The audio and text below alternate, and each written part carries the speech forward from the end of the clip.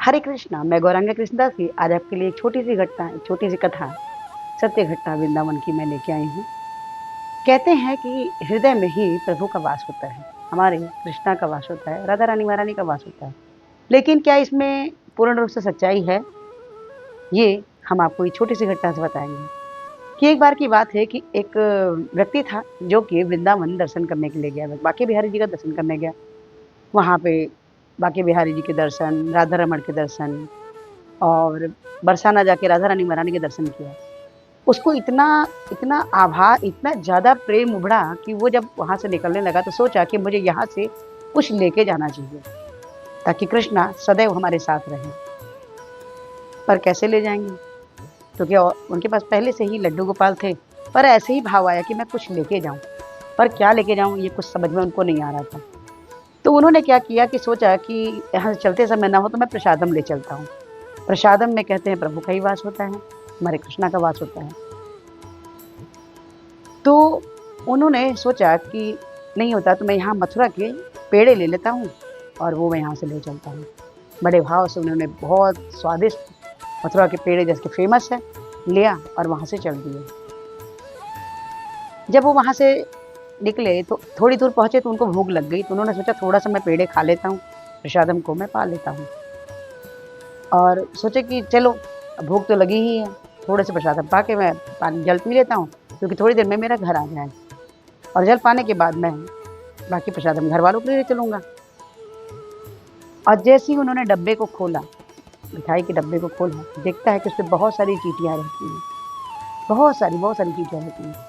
अब वो सोचते हैं, उन्होंने जैसे कि हम लोग भी करते हैं कि चींटियों को झाड़ा और उसको खाने लगे। जैसे ही उन्होंने मुँह तक लाया तो उनके हृदय में एक कल्प मतलब उनको ये लगा, ये जो चींटियाँ जो हैं, ये कितनी भाग्यशाली हैं कि ये वृंदावन में इनको जन्म मिला, कृष्णा के धरती पे जन्म मिला, हमारे को तो नहीं मिला। हम तो इतने भाग्यशाली नहीं है कि हम कृष्णा के पास, कृष्णा के धाम में हमको जन्म मिलता। लेकिन ये चींटियों का भाग्य कितना अच्छा है। उनके मन में हृदय में ऐसी भाव हुई कि जब ये चींटियाँ वहाँ जन्म ली हैं, तो मैं भला इनको अपने साथ लेके क्यों जाऊँ? दिल्ली लेके क्यों जाऊँ इनको? इनको मैं नहीं ले जाऊँगा। उन्होंने तुरंत उस गाड़ी को छोड़ी और दूसरी गाड़ी जो फिर से मथुरा जाती थी, दिल्ली से उन्होंने ट्रेन में बैठा और जाके तुरंत उस मिठाई वाले की दुकान पे बोला कि भैया ये भी मिठाई ले लो वापस। तो मिठाई वाला सोचा कि आखिर क्या बात है, क्यों इन्होंने वापस कर दिया मिठाई को मेरे, क्या कारण है आखिर? कारण क्या है? उन्होंने, भैया जी क्या हुआ? क्या मिठाई खराब है, अच्छी नहीं है? बोले नहीं, नहीं मिठाई तो बहुत अच्छी है, बहुत टेस्टी है। तो फिर भैया जी? तो बोलते नहीं इसको आप रख लो, तो मैं पैसा वापस कर दूँ या दूसरी मिठाई दे दूँ? बोले नहीं मुझे पैसा भी नहीं चाहिए, मुझे मिठाई भी नहीं चाहिए। तो उन्होंने बोला कि फिर क्यों? आखिर क्या कारण है कि मिठाई भी नहीं चाहिए, पैसा भी नहीं चाहिए? आखिर आपके मन में क्या हो रहा है? तो उन्होंने कहा कि मेरे हृदय में एक भाव हुई कि आपकी मिठाइयों में चींटियाँ चढ़ी हुई हैं, इसलिए मुझे आपके पास इनको छोड़ देना चाहिए। तो बोले तो मैं आपको नई मिठाई दे देता। बोलते नहीं बिल्कुल मिठाई हमको नहीं चाहिए, क्योंकि ये जो चींटियाँ हैं इनको वास मिला है वृंदावन वास। वृंदावन में इन्होंने जन्म लिया है। जैसे कि वृंदावन के पेड़-पौधे हो गए, कोई जानवर हो गया, कोई पशु-पक्षी हो गया, इनको कब जन्म मिलता है? जब इनके ऊपर कृष्णा के हेतु की कृपा होती है। हालाँकि धरती पे जो भी कोई जन्म पाता है, सब पे कृष्णा की हेतु कृपा होने के कारण ही उनको ये जन्म मिलता है। अब मानव तन मिलना तो बहुत ही दुर्लभ है, लेकिन ये कृष्णा की विशेष कृपा के कारण ही हमको मिलता है। उनके मन के भाव को देख के उनको लगा कि मुझे आखिर इनको क्यों दूर करना है वृंदावन से, तो अब मिठाई और ये पैसे आप दोनों रखिए। उनके मन के भाव को देख के मिठाई वाला बहुत ही द्रवित हुआ और बोलता है, भैया जी ऐसे भाव तो हमने किसी के नहीं देखे और सुने कि आपको ये दिख रहा है कि यहाँ की चींटियाँ हैं, ये आपके साथ जा रही थी, इनको वृंदावन में वास मिला है।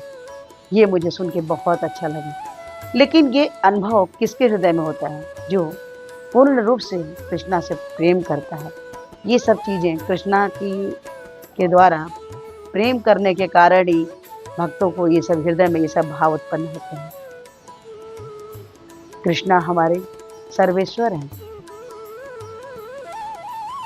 सर्वज्ञानी हैं, उनकी लीलाएं अनंत हैं, उनके भाव में डूबे रहना भी हमारे बस की बात नहीं है। लेकिन कृष्णा से जब हम प्रेम करते हैं और जैसे-जैसे हमारे प्रेम का लेवल धीरे-धीरे बढ़ता है, ये सब चीज़ें हमें समझ में आने लगती हैं। इसीलिए हमें हमेशा कृष्णा से प्रेम संबंध को स्थापित करके रखना चाहिए। अगर कृष्णा कृपा हुई, तो हम इस जीवन से तर सकते हैं। ये छोटी-सी घटना आपको कैसी लगी? अगर अच्छी लगी तो प्लीज़ लाइक कीजिए, शेयर कीजिए, सब्सक्राइब कीजिए और हमारी इस वीडियो को थोड़ी विनम्र प्रार्थना है कि हमारे प्रभु आचार्य श्रील प्रभुपाद हमें हरे कृष्ण महामंत्र जपने के लिए बोले हैं, जो कुछ इस प्रकार से है। हरे कृष्ण, कृष्ण कृष्ण, हरे हरे, हरे राम, राम राम, हरे हरे। तो हरे कृष्ण महामंत्र जपिए और कृष्णा के प्रिय बच्चे बन जाइए। हित कृपा आपके ऊपर होनी चाहिए। तो प्लीज़ एक माला जपिए, अच्छा लगता है तो 2, 2 से 4, 4 से 6, 6 से 8, 8 से 16। जैसे आप 16 माला पे आते हैं, आपके जीवन में हो रही जो भी कठिनाइयाँ आती हैं, वो स्वतः ही धीरे-धीरे दूर होने लगती हैं। प्लीज़ आप एक माला जप करके देखिए, आपके जीवन में चेंजेस आने लगेंगे। तो आप 2, 2 से 4, 4 से 8, 8 से 16 पे आ जाइए।